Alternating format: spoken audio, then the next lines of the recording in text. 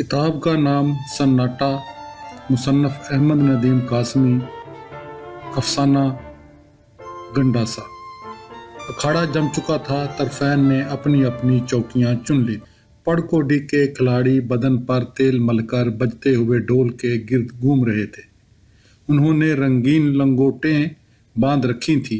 जरा जरा से सफ़ेद फेंटे उनके चिपड़े हुए लांबे लांबे पटों के नीचे से गुजरकर सर के दोनों तरफ कमल के फूलों के से तुर्रे बना रहे थे। वसी मैदान के चारों तरफ गप्पों और हुक्कों के दौर चल रहे थे और खिलाड़ियों के माजी और मुस्तकबिल को जांचा परखा जा रहा था। मशहूर जोड़ियां अभी मैदान में नहीं उतरी थी। ये नामवर खिलाड़ी अपने दोस्तों और अकीदतमंदों के घेरे में खड़े इस शिद्दत से तेल चपड़वा रहे थे कि उनके जिस्मों को डलती धूप ने बिल्कुल तांबे का सा रंग दे दिया था। फिर ये खिलाड़ी भी मैदान में उतरे।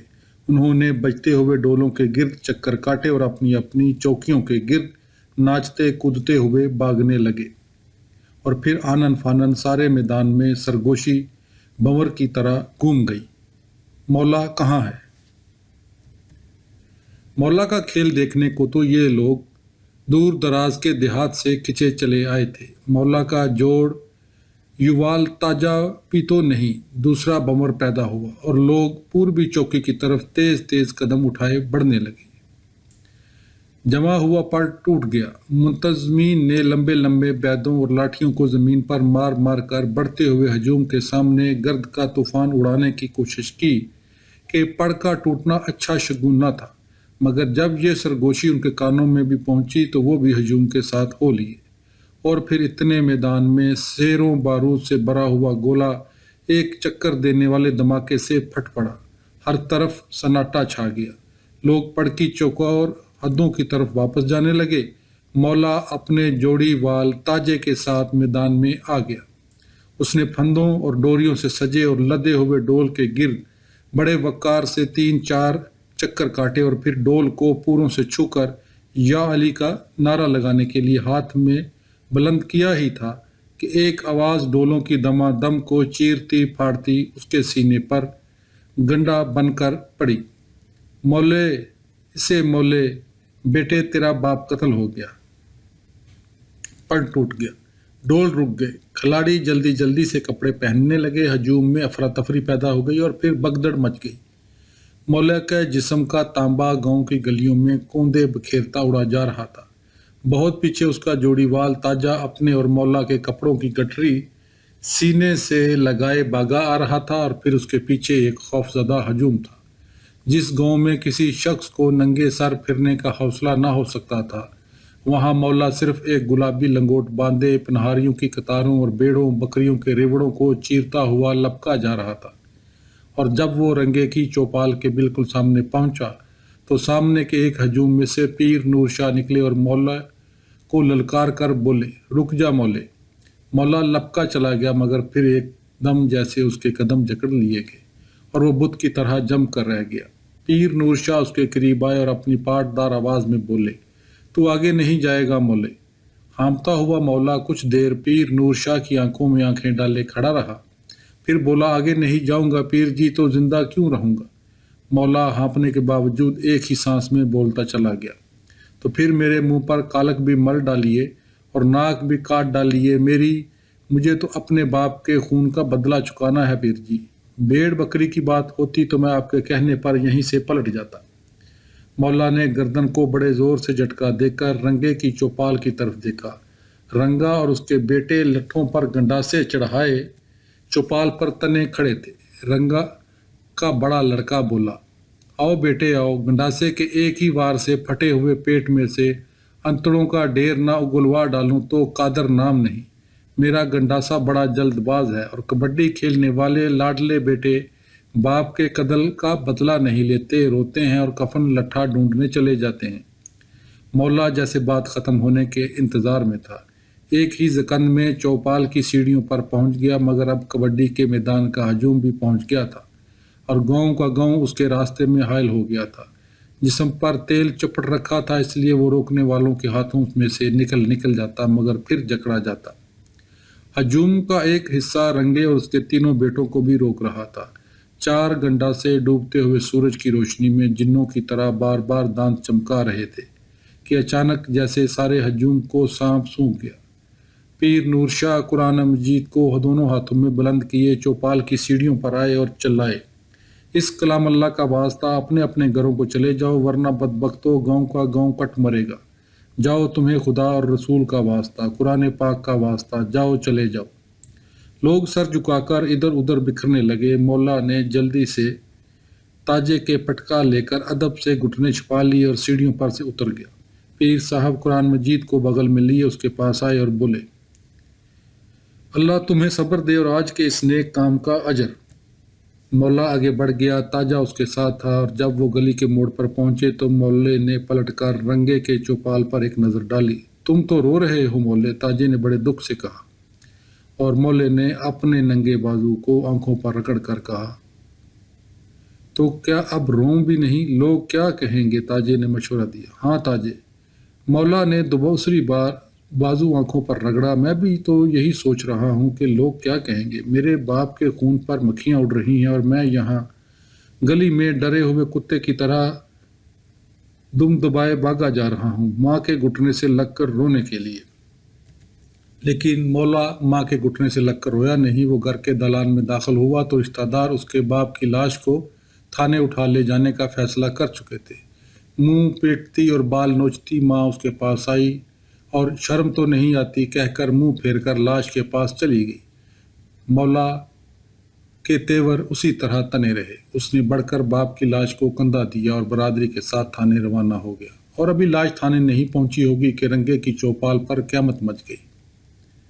رنگا چوپال کی سیڑھیوں پر سے اتر کر سامنے اپنے گھر میں داخل ہی ہونے والا تھا کہ کہیں سے ایک گنڈا سا لپکا اور انتڑیوں کا ایک ڈھیر اس کے پھٹے ہوئے پیٹ سے باہر ابل کر اس کے گھر کی دہلیز پر باپ چھوڑنے لگا۔ کافی دیر کی افراتفری کے بعد رنگے کے بیٹے گھوڑوں پر سوار ہو کر رپٹ کے لیے گاؤں سے نکلے، مگر جب وہ تھانے پہنچے تو یہ دیکھ کر دم بخود رہ گئے کہ جس شخص کے خلاف وہ رپٹ لگوانے آئے ہیں وہ وہیں اپنے باپ کی لاش کے پاس بیٹھا تسبیح پر قل ھو اللہ کا ورد کر رہا تھا۔ تھانے دار سے انہوں نے بہت ہیر پھیر کی کوشش کی اور اپنے باپ کا قاتل مولا ہی کو ٹھہرایا، مگر تھانے دار نے انہیں سمجھایا کہ خواہ مخواہ اپنے باپ کے قتل کو ضائع کر بیٹھو گے، کوئی عقل کی بات کرو۔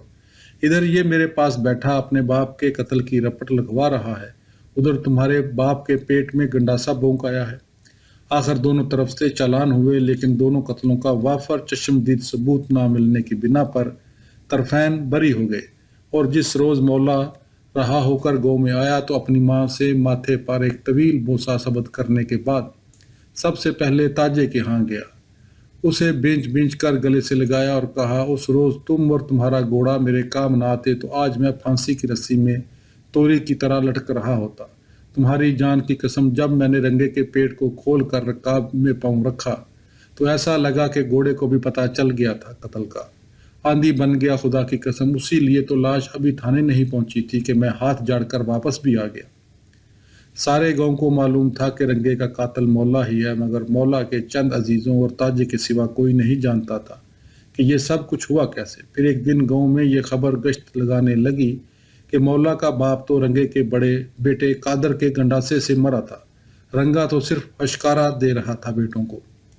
رات کو چوپالوں اور گھروں میں یہ موضوع چلتا رہا، اور صبح کو پتہ چلا کہ قادر اپنے کوٹھے کی کوشش کی تو اس کا سر لڑک کر نیچے گرا اور پرنالے تک لڑکتا چلا گیا۔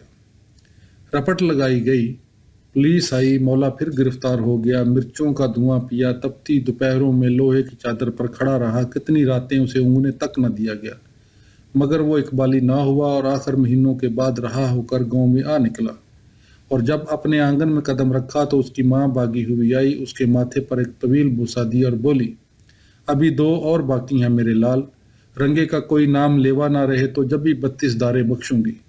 میرے دودھ میں تیرے باپ کا خون تھا مولے، اور تیرے خون میں میرا دودھ ہے، اور تیرے گنڈاسے پر میں نے زنگ نہیں چڑھنے دیا۔ مولا اب اللہ کے بر کی ہیبت بن گیا تھا، اس کی مونچھوں میں 2 بل آ گئے تھے، کانوں میں سونے کی 2 بڑی بڑی مرکیاں جم جانے لگی تھی، آنکھوں میں سرمے کی دار کو کبھی کسی نے مٹا ہوا نہ دیکھا، خوشبودار تیل اس کے گہرے بالوں میں آگ کی کلمیں سی لگائے رکھتا، हाथी दांत का हलाली कंगा उतर कर उसकी कनपटी पर चमकने लगा था।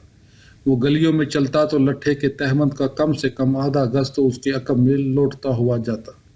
बारीक मलमल का पटका उसके कंधे पर पड़ा रहता और अक्सर उसका सर गिरकर जमीन पर घिसटने लगता तो घिसटता चला जाता। मौला के हाथ में हमेशा उसके कद से भी कहीं लंबी तेल पली लठ होती, और जब वो गली के किसी मोड़ या किसी चौराहे पर बैठता तो ये लठ जिस अंदाज से उसके घुटने से लगती उसी अंदाज से लगी रहती, और गली में गुजरने वालों को इतनी जरूरत ना होती कि वो मौला को लठ एक तरफ सरकाने के लिए कह सके। अगर कभी लठ एक दीवार से दूसरी दीवार तक तन गई तो लोग आते, मौला की तरफ देखते और पलट कर किसी दूसरी गली में चले जाते। औरतों और बच्चों ने तो वो गलियां ही छोड़ दी थी जहां मौला बैठने का आदी था। मुश्किल ये थी कि मौला की लठ पर से अलांगने का भी किसी में हौसला न था। एक बार किसी अजनबी नौजवान का उस गली में से गुजर हुआ। मौला उस वक्त एक दीवार से लगा लठ से दूसरी दीवार खरीदे जा रहा था। अजनबी आया और लठ पर से अलांग गया। एकाएकी मौला ने बफर कर टिबक में से गंडासा निकाला और लठ पर चढ़ाकर बोला, ठहर जाओ छोकरे, जानते हो तुमने किसकी लठ आंगी है?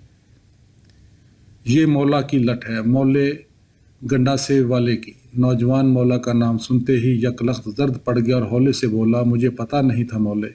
मौले ने गंडासा उतार कर टिबक में अड़स लिया और लठ के सिरे को नौजवान के पेट पर हल्के से दबाकर बोला, तो फिर जा अपना काम कर। और फिर वो लठ लेकर यहाँ से वहाँ तक फैला कर बैठ गया। मौला का लिबास, उसकी चाल, उसकी मूंछें और मुरक्कें, सबसे ज़्यादा उसका लावालियाना अंदाज, ये सब पहले गांव के फैशन में दाखिल हुए और फिर इलाके भर के फैशन पर असरअंदाज होने लगे। लेकिन मौला की जो चीज़ फैशन में दाखिल ना हो सकी वो उसकी लंबी लठ थी। तेल पली पित्तल के कोकों से अटी हुई, लोहे की शामों में लपटी हुई, गलियों के कंकरों पर बजती और यहाँ से वहाँ तक फैल कर आने वालों को पलटना देने वाली लठ। और फिर वो गंडासा जिसकी म्यान मौला की टबक थी, जिस पर उसकी माँ जंग का एक नुक्ता तक नहीं देख सकती थी। लोग कहते थे, मौला गलियों के नुकड़ों पर लठ फैलाए और गंडासा छुपाए फले और गले की राह तकता रहता है। कादरे के कत्ल और मौला की रहाई के बाद फल्ला फौज में भर्ती होकर चला गया था और गले ने इलाके के मशहूर रस्सागीर चौधरी मुजफ्फर लाही के यहाँ पनाह ली थी, जहाँ वो चौधरी के दूसरे मुलाजमों के साथ चिनाब और रावी पर से बैल और गाय भैंस चोरी करके लाता। चौधरी मुजफ्फर इस माल को मंडियों में बेचकर अमीरों, वजीरों और लीडरों की बड़ी बड़ी दावतें करता और अखबारों में नाम छपवाता। जब चिनाब और रावी के खोजी मवेशियों के खुरों के सुराग के साथ साथ चलते चौधरी मुजफ्फर के कस्बे के करीब तक पहुंचते तो जी में कहते, हमारा माथा पहले ही ठंका था। उन्हें मालूम था कि अगर वो खुरों के सुराग के साथ साथ चलते चौधरी के घर तक पहुंच गए तो फिर कुछ देर बाद लोग मवेशियों की बजाय खुद खोजियों का खोज लगाते फिरेंगे और लगा ना पाएंगे। वो चौधरी के खौफ से कस्बे के एक तरफ से निकलकर थलों के रेते में पहुंचकर ये कहते हुए वापस आ जाते, खुरों के निशान यहाँ से गायब हो रहे हैं। मौला ने चौधरी मुजफ्फर और उसके फैले हुए बाजुओं के बारे में सुन रखा था। उसे कुछ ऐसा लगता था जैसे इलाका भर में ये चौधरी ही है जो उसकी लठ अलांग सकता है। लेकिन फिलहाल उसे रंगे के दोनों बेटों का इंतजार था। ताजे ने उसे बहुत समझाया कि तुझे बाप के खून का बदला लेना था सो ले लिया, अब ये छटे हुए बदमाशों से चलन तुझे जेब नहीं देते, काम का ना काज का, दुश्मन अनाज का। ताजे ने बड़े भाइयों की तरह मौला को डांटा और उन्हें ही तो अपनी ज़मीनों की निगरानी कर लिया कर। ये क्या बात हुई, सुबह से शाम तक गलियों में लठ फैलाए बैठे हैं और मिरासियों नाइयों की खिदमत ली जा रही है। तो शायद नहीं जानता, पर जान ले तो इसमें तेरा ही भला है कि माएँ बच्चों को तेरा नाम ले लेके डराने लगी हैं। लड़कियां तो तेरा नाम सुनते ही थूक देती हैं। किसी को बद्दुआ देनी हो तो कहती हैं, अल्लाह करे तुझे मौला ब्याह ले जाए। सुनते हो मौले? लेकिन मौला तो जिस भट्ठी में कूदा था उसमें पक कर पुख्ता हो चुका था। बोला, ताजे अपना काम कर, गाँव भर की गालियां समेट कर मेरे सामने उनका ढेर लगाने आया है। दोस्ती रखना बड़ी जीदारी की बात है पट्टे, तेरा जी छूट गया तो मेरी आंखों में धूल क्यों झोंकता है? जा अपना काम कर, मेरे गंडासे की प्यास अभी तक नहीं बुझी, जा।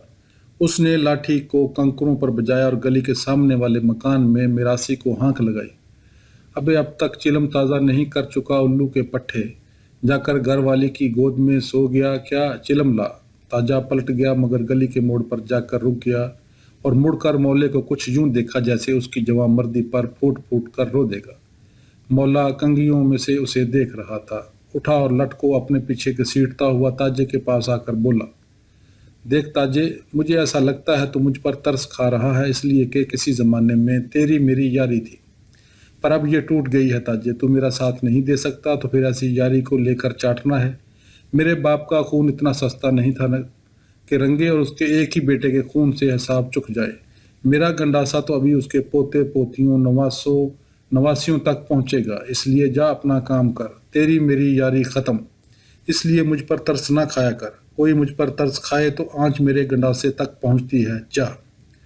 वापस आकर मौला ने मिरासी से चिलम लेकर कश लगाया तो सुल्फा उबर कर बिखर गया।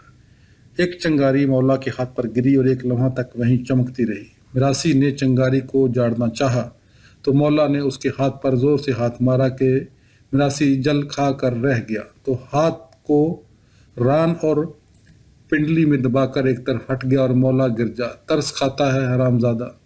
उसने चिल्लम उठाकर सामने दीवार पर पटक दी और लठ उठाकर एक तरफ चल दिया। लोगों ने मौला को एक नई गली के चौराहे पर बैठे देखा तो चौंके और सरगोशियां करते हुए इधर उधर बिखर गए। औरतें सर पर गड़े रखे आईं और हाई करती वापस चली गई।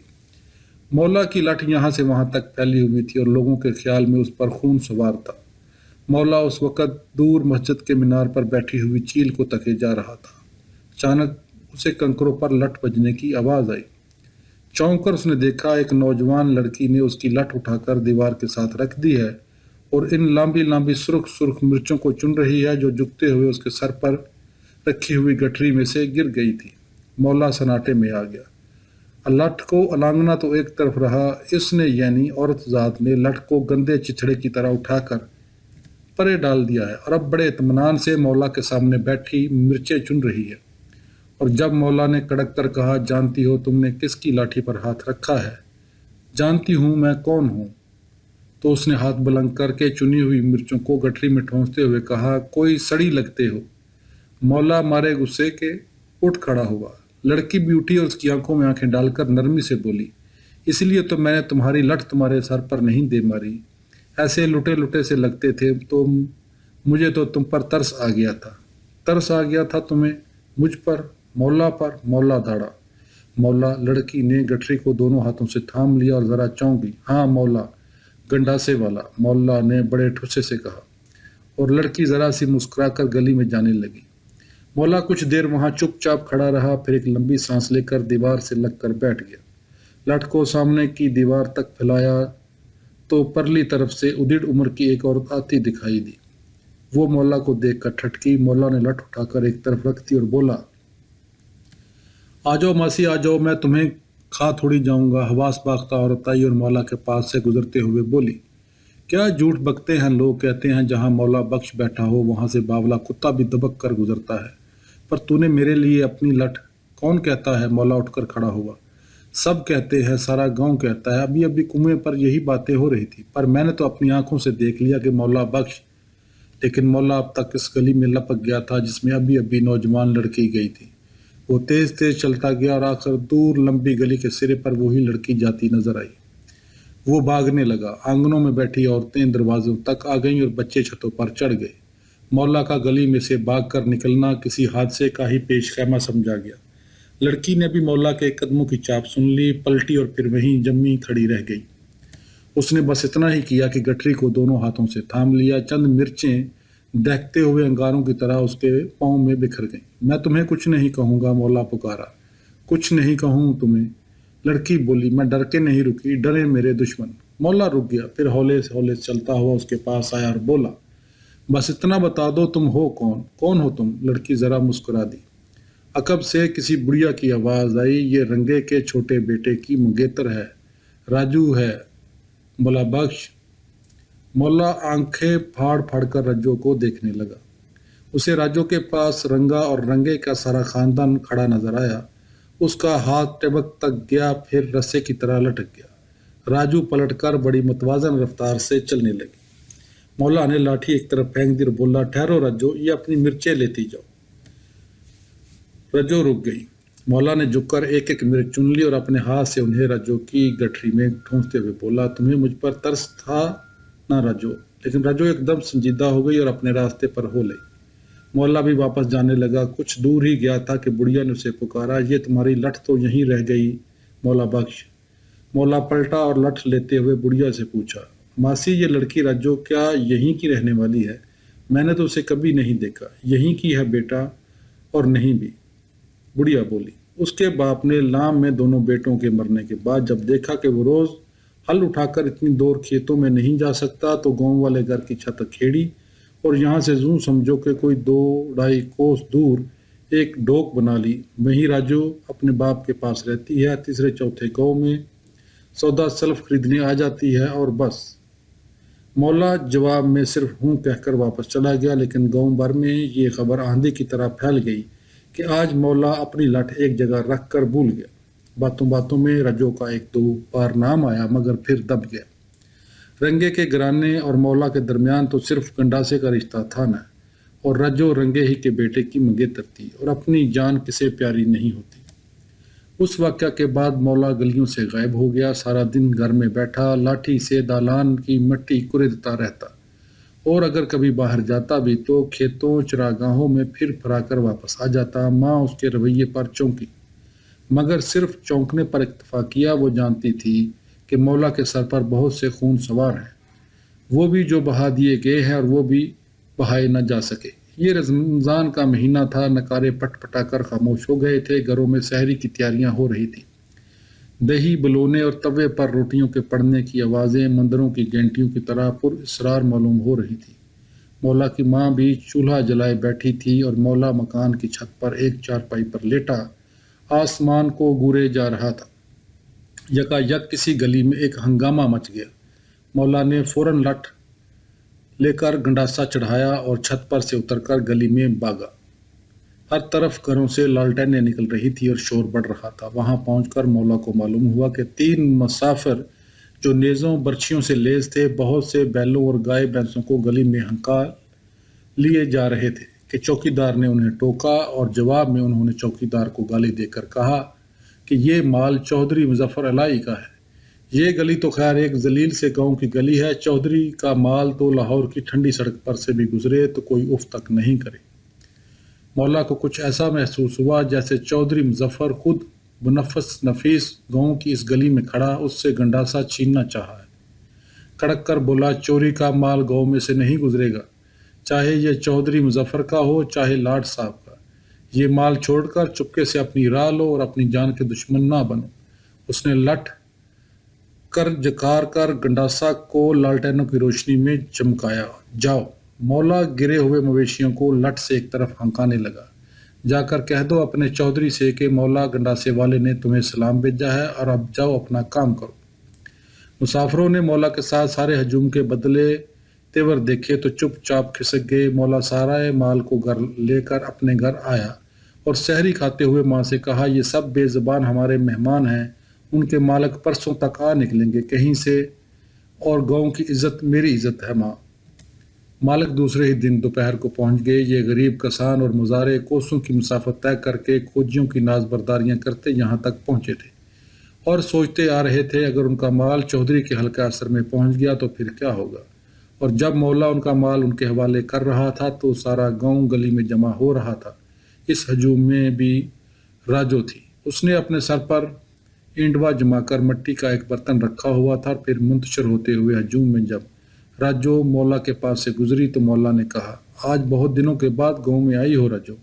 کیوں؟ اس نے کچھ یوں کہا جیسے میں کسی سے ڈرتی تھوڑی ہوں کا تاثر پیدا کرنا چاہتی ہے۔ میں تو کل بھی آئی تھی اور پرسوں بھی اور ترسوں بھی۔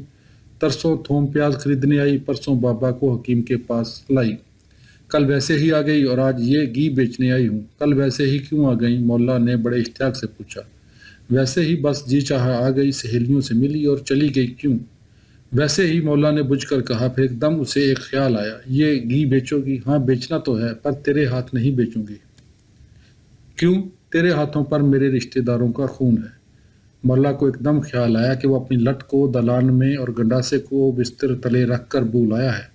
اس کے ہاتھوں میں چل سی ہونے لگی۔ اس نے گلی میں سے ایک کنکر اٹھایا اور اسے انگلیوں میں مسلنے لگا۔ राजो जाने के लिए मुड़ी तो मौला एकदम बोला, देखो रज्जो, मेरे हाथों पर तो खून है ही और उन पर अभी जाने कितना और खून चढ़ेगा, पर तुम्हें घी बेचना है और हमें खरीदना है। मेरे हाथ ना बेचो, मेरी माँ के हाथ बेच दो। रज्जो कुछ सोचकर बोली, चलो आओ। मौला आगे आगे चलने लगा। जाते जाते उसे क्या वहम गुजरा कि राजो उसकी पीठ और पट्टों को घूरे जा रही है। एकदम उसने पलट कर देखा, राजो गली में चुगते हुए मुर्गी के चूजों को बड़े गौर से देखती हुई आ रही थी। वो फौरन बोला, ये चूजे मेरे हैं। होंगे, राजो बोली। मौला अब आंगन में दाखिल हो चुका था। बोला, माँ ये सब घी खरीद लो, मेरे मेहमान आने वाले हैं थोड़े दिनों में।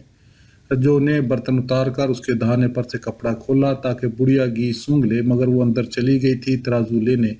और मौला ने देखा कि रज्जो की कनपट्टियों पर सुनहरे रुमें हैं और उसकी पलकें यूं कमानों की तरह मुड़ी हुई हैं, जैसे उठेंगी तो उसकी बहुओं को मस कर लेंगी।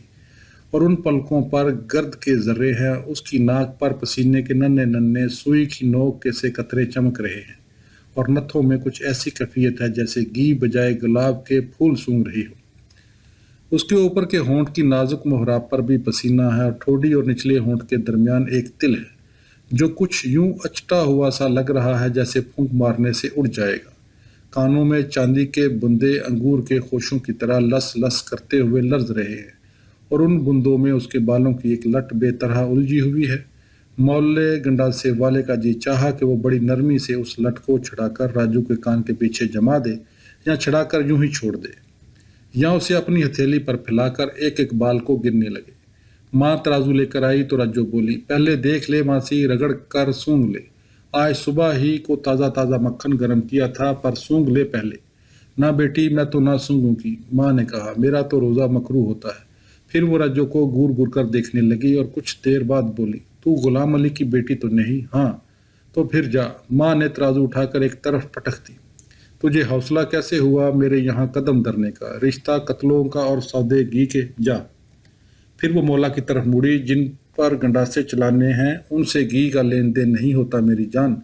ये गले की मंगेतर है, गले की रंगे के बेटे की। रज्जो जो जिसका चेहरा कानों तक सुर्ख हो गया था, जल्दी से बर्तन पर कपड़ा बांधकर उठी और बोली, तुम्हारे सीनों में दिल है या खशखाश के दाने? मौला के मुंह पर जैसे एक तरफ उसकी माँ ने और दूसरी तरफ रज्जो ने थप्पड़ मार दिया था। वो बन्ना कर रह गया और जब रज्जो चली गई तो जलती दोपहर में ऊपर छत पर चढ़ गया और चारपाई पर लेट गया। वो देर तक यूं ही धूप में लेटा रहा और जब उसकी माँ ने उसे उठाने आई तो वो रो रहा था। तुम रो रहे हो मौले? उसने हैरान होकर पूछा। और मौला बोला, तो क्या अब रोम भी नहीं? माँ के चकरा कर उसके पास बैठ गई। ये बेटे के सवाल में अपने सवाल का जवाब ढूंढ रही थी। अब मौला घर में भी नहीं बैठता था, सारा सारा दिन लारी के अड्डे पर नूरे नाई के यहाँ पड़ा रहता। नूरे ने वहाँ चाय की दुकान खोल रखी थी। शाम से पहले जब लारी आती तो गांव भर के नौजवान और बच्चों का वहाँ हजूम लग जाता। सब नूरे की चाय पीते और ड्राइवर से शहरों की खबरें पूछते और मौला उस सब से अलग एक खटोले पर लेटा आसमान को घूरता रहता। लोग अब मौला के आदी हो चुके थे। वो उसके पास से हुक्का तक उठा लाते थे मगर किसी को उसकी लठ छूने या अलांगने की जरूरत ना होती, जो वहाँ खटोले के साथ लगी लारी के इंजन तक तनी रहती थी। फिर एक रोज़ जब शाम से पहले लारी आकर रुकी और उसमें से मुसाफिर उतरने लगे तो एकाएकी जैसे सारे अड्डे पर उल्लू बोल गया। लारी में रंगे का बेटा गुल्ला उतरा, उसके पीछे 4 बड़े कद्दावर गबरू उतरे और फिर पांचों एक तरफ जाकर कुछ बातें करने लगे। मौला इस सन्नाटे से चौंका और चारपाई पर उठकर बैठ गया। उसने देखा कि हजूम सिमटकर नूरे की दीवार के साथ लग गया है और सामने गुल्ला खड़ा उसकी तरफ इशारा कर रहा है।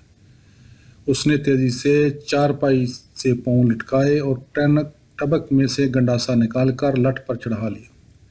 हुक्का ला ना नूरे, वो पुकारा और जर्द नूरा कांपते हुए हाथों से उसके पास हुक्का रखकर गड़प से दुकान के अंदर चला गया। अब पांचों नौवार्द लारी से कुछ फासले पर कतार में खड़े घूर घूर कर मौला को देखने लगे, जिसने बेपरवाही से एक लंबा कश लगाकर धुआं आसमान की तरफ उड़ा दिया। मौले, गले ने उसे ललकारा। कहो। मौला ने एक और कश लगाकर अब धुएं उगले की तरफ उड़ा दिया।